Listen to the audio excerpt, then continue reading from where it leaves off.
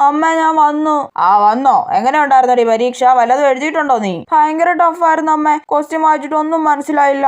എല്ലാ പിള്ളേർക്കും ഭയങ്കര ടഫായിരുന്നു. ഇത് തന്നെയല്ലേ നീ എല്ലാ പരീക്ഷ എഴുതിയിട്ട് വന്ന് പറയുന്നേ? അല്ല, ഈ എക്സാം ഭയങ്കര ടഫായിരുന്നു. ഞങ്ങളുടെ ക്ലാസ്സിലെ പഠിപ്പിപ്പിക്കൊക്കെ മേലോട്ട് നോക്കിയിരിക്കുവായിരുന്നു. ശരി, ലാസ്റ്റ് പരീക്ഷ അല്ലായിരുന്നോ? ഇന്നത്തോടെ തീർന്നില്ലേ? സമാധാനമായില്ലേ നിനക്ക്? പോയി കുളിച്ചേച്ചു വാ.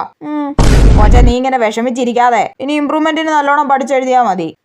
ഇന്ന് പരീക്ഷ എഴുതിയ വിദ്യാർത്ഥികളുടെ സങ്കടമാണ് സോഷ്യൽ മീഡിയ വഴി നമ്മളിപ്പോൾ കണ്ടുകൊണ്ടിരിക്കുന്നത്. ഫിസിക്സ് എക്സാം എഴുതിയ വിദ്യാർത്ഥികളാണ് പരാതി ഉന്നയിച്ച് മുന്നോട്ട് വന്നിരിക്കുന്നത്. കണ്ടോ, ഞാൻ പറഞ്ഞില്ല അമ്മേ പരീക്ഷ ടഫ് ആയിരുന്നെന്ന്. സാറേ, ചോദ്യം വായിച്ചിട്ട് ഞങ്ങൾക്കൊന്നും മനസ്സിലായില്ല. ഞങ്ങളെ പഠിപ്പിച്ചൊന്നും അല്ല വന്നേക്കുന്നത്.